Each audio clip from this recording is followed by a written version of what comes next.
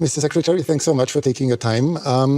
In 2022, about 18,000 people from India have applied for political asylum in Austria. For several months, there was no other country with more asylum seekers here. How will you explain that? Well, I mean, I don't know the numbers. If you say so, I have to take you at your word. But my sense is that when it comes to irregular migration, sometimes, because these are done by syndicates and gangs, you never know where they end up with. I think what's important is not what happened in the past. It is that we have a commitment to ensure that movement and mobility is legal. We would like a regime, an agreed regime for that. It's good for the global workplace. It's good for the Austrian economy. And we have, that's one of the outcomes of my visit to Vienna. Another outcome is that you have assured Austria's foreign minister that India will take back all of the citizens who will not get asylum in Austria, which will probably be almost 100%. How fast will this happen?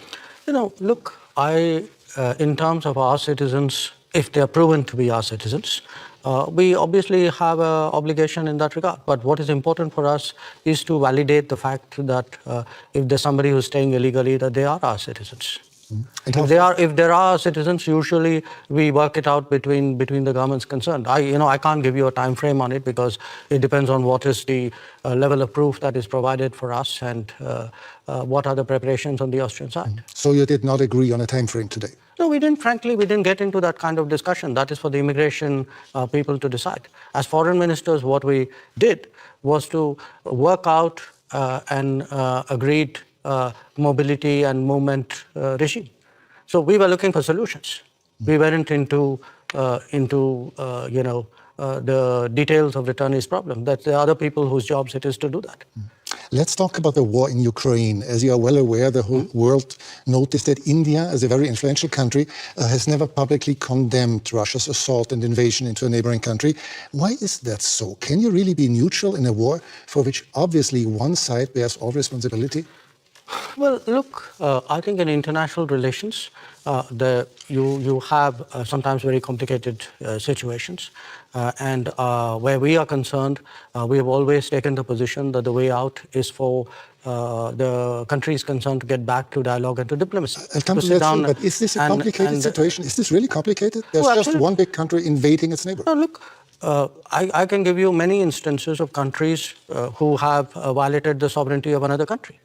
If I were to ask where Europe stood on a lot of those, I'm afraid I'll get a long silence. So do understand one thing. At the end of the day, we make judgments in foreign policy based on what we think are our long-term interests and what is good for the world. But you and Prime Minister Modi have already said that, regularly call on both sides to stop the war and to negotiate. However, can one really urge Ukraine to stop defending itself? After all, there are no Ukrainian tanks in Russia. There are Russian tanks and planes and missiles destroying Ukraine. I think that's a bit of a misrepresentation. I think what we do is to say, get back to dialogue and diplomacy. There was dialogue and diplomacy in the early days of the conflict. So it's not that it didn't happen. So it's not for us to put conditions and to say this country is equal to that country. That's your judgment. But shouldn't you urge Russia to stop the war? I think we have been very clear that this conflict is not in anybody's interest, including this. But you wouldn't say it more explicitly? I'm a diplomat. It is my job to conduct foreign policy which serves my national interest and which serves what I believe is a long-term pathway towards peace and dialogue. Let's talk about India's interests. India does not take part in Western sanctions against Russia, but has increased its imports from Russia 5 times since the war began. By this, are you not helping Moscow? Are you not financing Russia's war? Europe imported in the same period 6 times the energy which India did. So Europe decreased its imports a lot and dramatically since the war started. You multiplied yours. No, essentially, if it is a matter of principle, why didn't Europe cut on the first day? Why didn't we see on 25th of February a complete cutoff of energy imports from Russia? You can't say it's my principle, but by the way, I will do it by my timing. Okay, but isn't it the difference between decreasing your imports but still making sure that Europe is not freezing to death in the winter, or just increasing your imports by 5 times? No, Europe has managed to reduce its imports while doing it in a manner in which it is comfortable for Europe. Comfortable? It's manageable. Maybe a little bit of an overstatement. Now, if at 60,000 euros or whatever is your per capita income, you are so caring about your population. I have a population at $2,000. I also need energy. I'm not in a position to pay high prices. The price of oil has doubled. So, and what Europe is doing is also moving into the Middle East and diverting production out of the Middle East into Europe and raising prices. So European actions actually are putting pressure on the global oil markets and on my imports as well. So I think it's something which, if European political leadership, understandably, would like to soften the impact on their population, I think it's a privilege they should extend to other political leaderships as well. Are you reluctant toward Moscow as well, because Russia is India's most important supplier of weapons and military equipment? And therefore? Are you reluctant to criticize Moscow? No, I think, look, we have a relationship with Moscow. We've had a long-term relationship with Moscow. I think it's important to look at that history of the relationship. It was a relationship built in a period when Western democracies used to arm a military dictatorship called Pakistan and deny India defensive weapons. So if we are talking about principles, let's talk a little bit of history out here. So how did the Indian exposure to Russia and previously to Soviet Union get built up? Because the Western democracies, for whatever reason, decided that their natural partner in our part of the world was a military dictatorship. Would you consider India an ally of Russia? No, I think India doesn't. We are an independent country. We do not define ourselves or perceive ourselves in alliance terms. That's very much a Western terminology. It's not a term that we use. Before you said you're a diplomat, but several weeks ago you called Pakistan, your neighbor, the epicenter of terrorism. Well, I did it again today without using the word Pakistan. Yes, and this doesn't sound very diplomatic, does it? No, because you are a diplomat doesn't mean you're untruthful. I could use much harsher words than epicenter. So believe me, considering what has been happening to us, I think epicenter is a very diplomatic word, because this is a country which has attacked the Parliament of India some years ago, which attacked the city of Mumbai, which went after hotels and foreign tourists, which every day sends terrorists across the border. But of course not as a country. Well, if you control your sovereign space, which I believe they do, if the terrorist camps operate in broad daylight in cities with recruitment and financing, can you really tell me that the Pakistani state doesn't know what's going on? Especially if they're being trained in military level combat tactics. So, when we speak about judgments and principles, why don't I hear sharp European condemnation of these practices which have been going on for multiple decades? Does the world have to be concerned that there someday will be a war between India and Pakistan? I think the world has to be concerned that there is terrorism going on, and the world often looks away.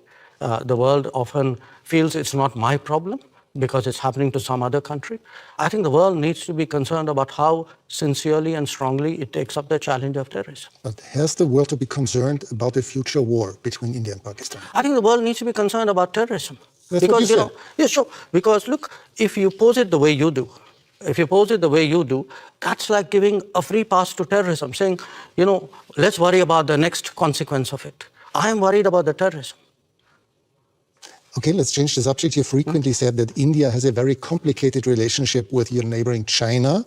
Many people around the world are quite concerned that China might, in the near future, intervene militarily in Taiwan. Do you share this concern? I think there's a larger concern which is based on our experiences. The concern is that we had agreements with China not to mass forces in our border areas. And they have not observed those agreements, which is why we have the currently tense situation that we do. We had an agreement not to unilaterally change the line of control, which they have tried to unilaterally do that. So there is, I think, a perception that we have which derives directly from our experiences. Now, where else the status quo may change or not change, I would hesitate as a foreign minister to predict publicly. I may have my own views and assessments. But I certainly can share my experience, and my experience is that written agreements were not observed. that we have seen levels of military pressure which, in our view, has no justification. China would say the opposite. They would say that India had not obeyed different agreements. But obviously, you see no, I think it's difficult for China to say that for this reason. The record is very clear because today, there's a lot of transparency. You have satellite pictures.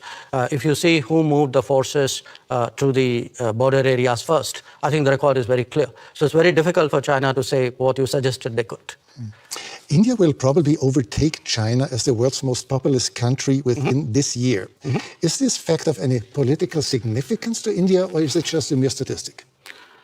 We'll know that when we reach there, won't we? Yeah, because we have never used numbers in that manner. Maybe other countries have. I would still say to a large extent it is a statistic, large extent. But you will have a situation where the world's most populous country is not among the permanent members of the Security Council. And what does it say about the state of the UN if that is the case? So it's a kind of both a yes and a no. It's partly a statistic, but I think it's a statistic which means a lot. For several years, you have called for a permanent seat on the Security Council, as have Brazil, as has Japan or Germany. How long will it take, from your point of view, till this reform of the Council will actually become reality? Well, ideally, we'd like it yesterday. Of course. But the problem, I think, is that those who are today enjoying the benefits of permanent membership clearly are not in a hurry to see reform. I think it's a very short-sighted view, in my opinion, because at the end of the day, the credibility of the UN and, frankly, their own interest and effectiveness is at stake. So my sense is it will take some time, hopefully not too much time. I can see a growing body of opinion among UN members who believe that there must be change. It's not just us. You have entire Africa, entire Latin America left out. Developing countries vastly underrepresented. I think the state of the world, this was an organization invented in 1945. It's 2023. And when you would have to guess for a year when this will happen, what would it be?